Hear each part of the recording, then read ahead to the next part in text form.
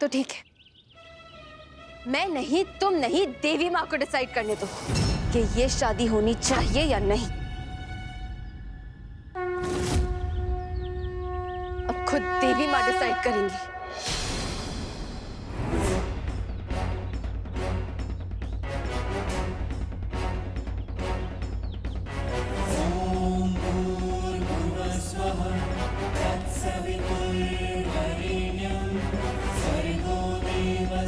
रुक जाओ कल्याणी।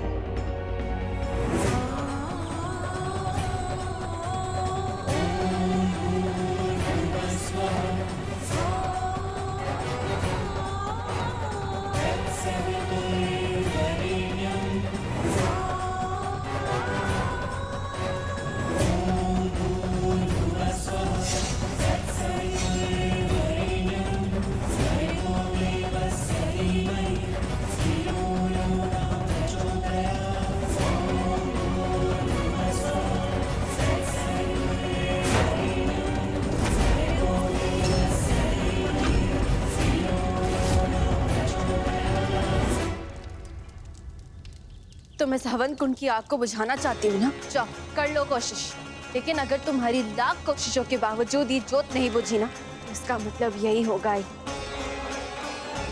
कि देवी माँ खुद ये शादी होने देना चाहती है। कल्याणी, ये क्या पागलपन है? मैं भी माई और काका को एक साथ देखना चाहता हूँ, लेकिन ये वक्त नहीं है। फिलहाल मुझे माई को गिरफ्तार करना होगा। मुझे कमिश्नर साहब को जवाब देना है कल्याणी। हाँ तो दे दीजिएगा जवाब। थोड़ा बहुत कानून ना मुझे भी आता है मल्हार जी। मुझे पता है कि आप 6 बजे के बाद किसी औरत को गिरफ्तार नहीं कर सकते, और 6 बजने में अभी सिर्फ 10 मिनट बचे हैं, और जब तक आई और काका के फेरे होंगे तब तक 6 बज चुके होंगे। तुम कानून को अपने हाथ में ले रही हो कल्याणी। देखो, इस वक्त मुझे माई को गिरफ्तार करने दो, और भट्ट जी, अगर आपने मंत्र पढ़े तो मैं आपको भी गिरफ्तार कर लूंगा। आपको क्या लगता है मल्हार जी, अगर भट्ट जी मंत्र नहीं पढ़ेंगे तो क्या ये शादी नहीं होगी? मैं करवाऊंगी ये शादी।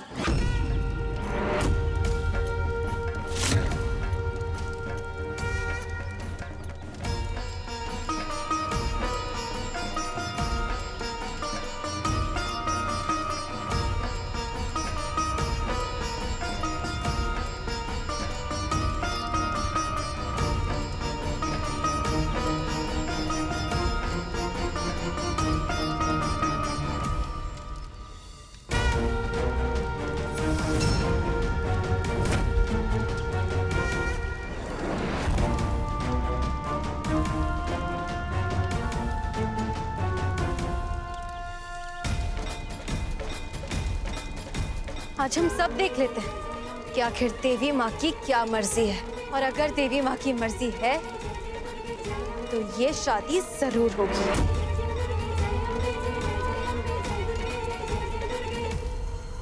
मंगलम भगवान विष्णु मंगलम गरुड़ध्वज मंगलम पुंडरीकाक्ष मंगलात् नमो हरि।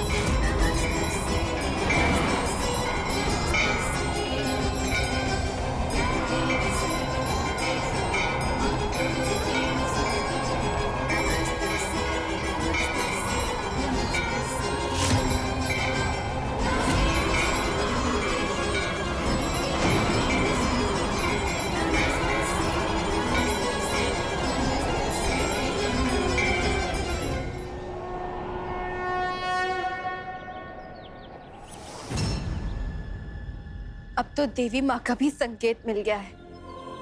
देवी माँ खुद चाहती है कि आप दोनों का ये रिश्ता जुड़ जाए।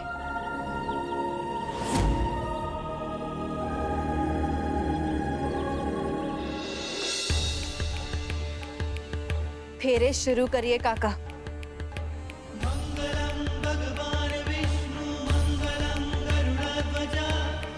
अब तो आप देवी माँ की मर्जी भी जान चुकी हैं अनुप्रिया जी।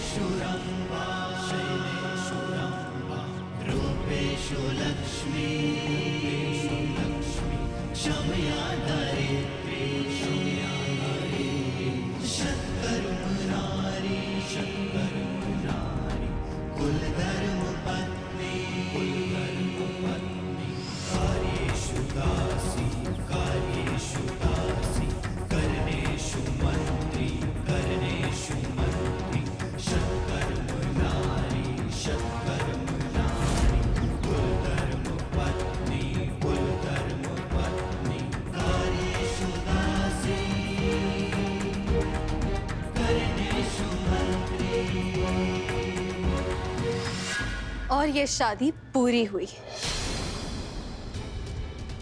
अब आप दोनों का ये रिश्ता जन्मों जन्मों के लिए एक दूसरे के साथ जुड़ चुका है।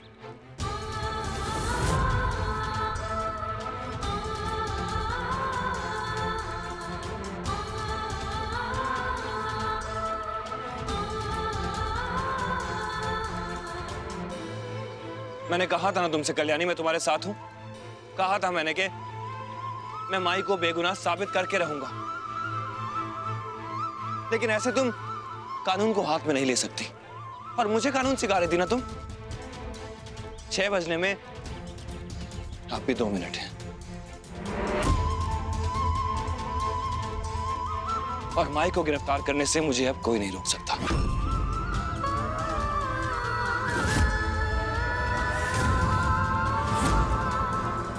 रुक जाओ मल्हार, तुम अनुप्रिया जी को गिरफ्तार नहीं करोगे। अब वो मेरी धर्मपत्नी है।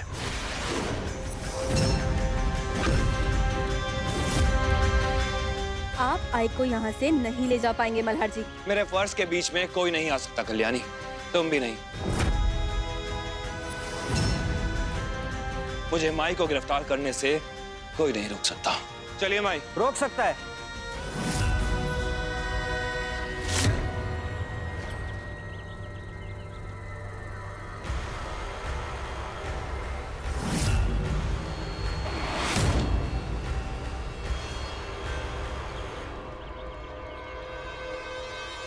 ये बेल ऑर्डर अनुप्रिया जी को गिरफ्तार होने से रोक सकता है। कल्याणी, जैसे तुमने कहा था, मैं तुम्हारी आई के लिए ये एंटिसिपेटरी बेल ऑर्डर बनवा कर लाया हूं। ये है अनुप्रिया जी के बेल के पेपर्स।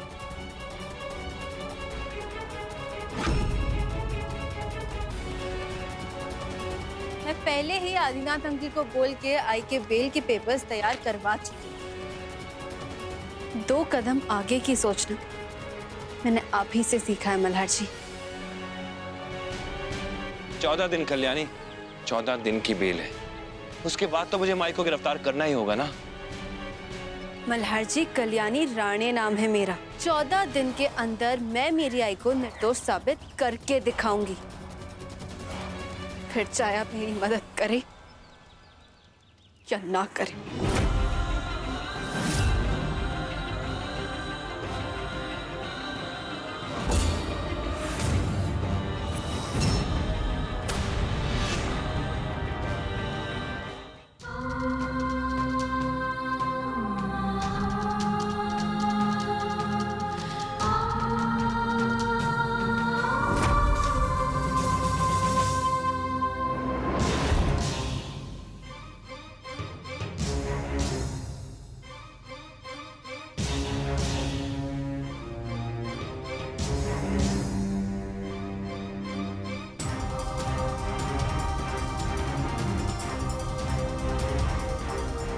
एक मिनट, इस तरफ कहाँ जा रही हो? अब तुम राणे परिवार की बहू हो। तुम्हारा घर इस तरफ है।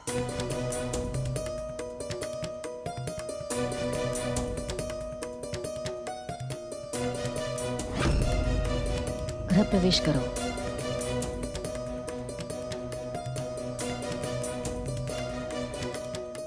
आओ। जबरदस्ती गृह प्रवेश भी कराओगे? जैसे जबरदस्ती शादी कराई है।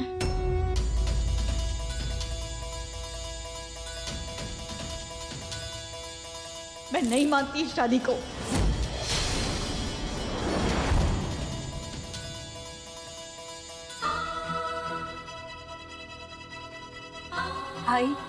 आई तुम ऐसे कैसे कर? चुप चुप बैठो तुम तो कुछ बोलो ही मत।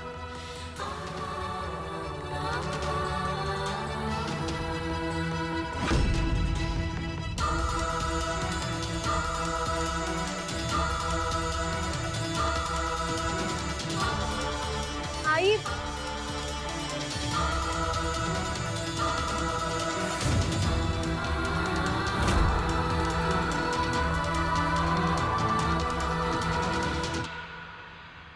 दिल खुश हो गया तुम्हारा?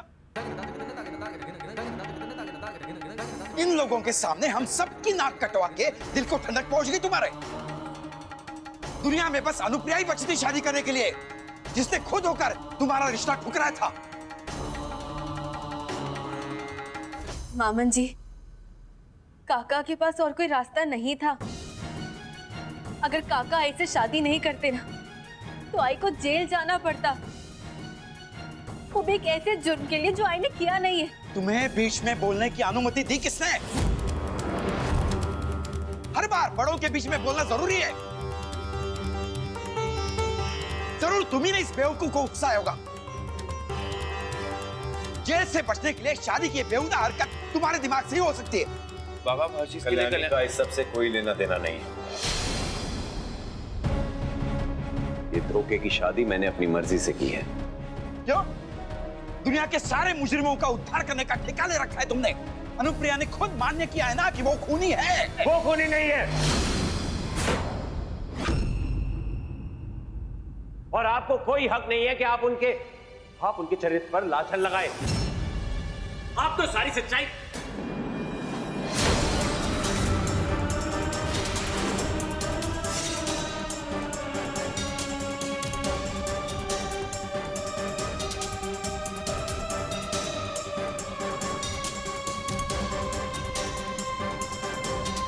मल्हार,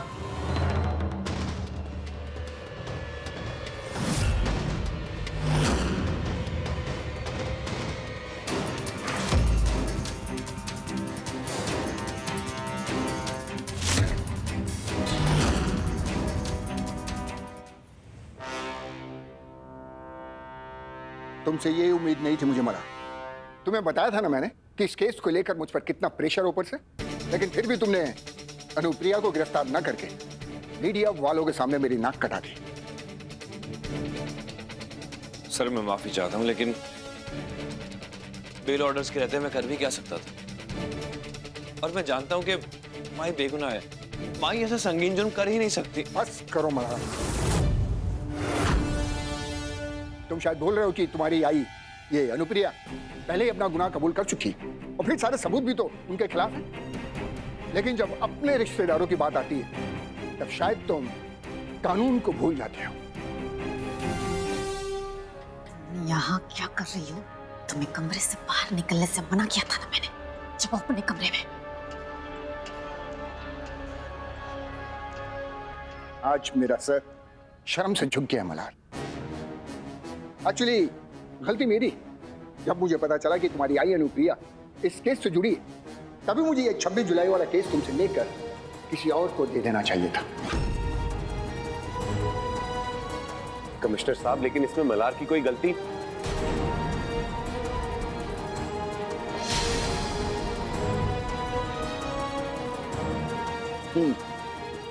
तो तुम मानते हो कि तुम्हारी आई अनुप्रिया निर्दोष? जी सर।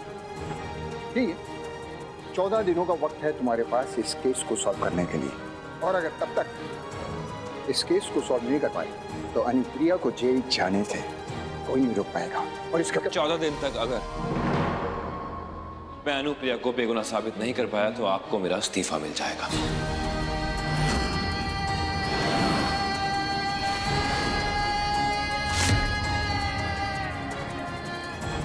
उम्मीद करता हूं कि वो दिन मुझे ना देखना पड़े मल्हार।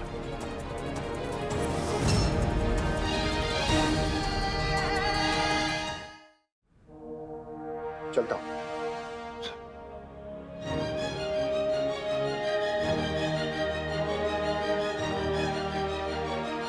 पागल हो गए तुम? इतनी आसानी से इस्तीफा देने की बात कैसे करी तुमने? अगर तुम्हारी नौकरी छूट गई तो ये घर कौन चलाएगा? कुछ सोचा है? बाबा मेरे पास और कोई रास्ता नहीं था।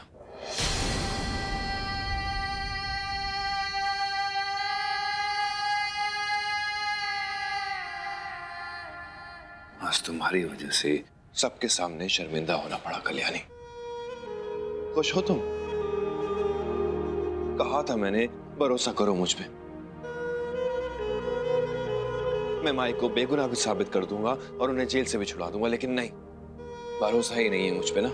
बस तुम्हारे रहते पूरे डिपार्टमेंट के सामने मुझे बेइज्जती सहनी पड़ी है। यही चाहती थी तुम? कैसे करती भरोसा आप पे? वैसे भरोसा मैंने किया था आप पे, इस बात का भरोसा कि आई को जेल जाने से रोकने के लिए आप मेरा साथ देंगे।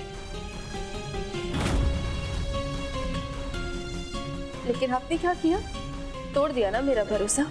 आगे देना खुद आई को गिरफ्तार करने के लिए, तो फिर कैसे करती भरोसा आप पे?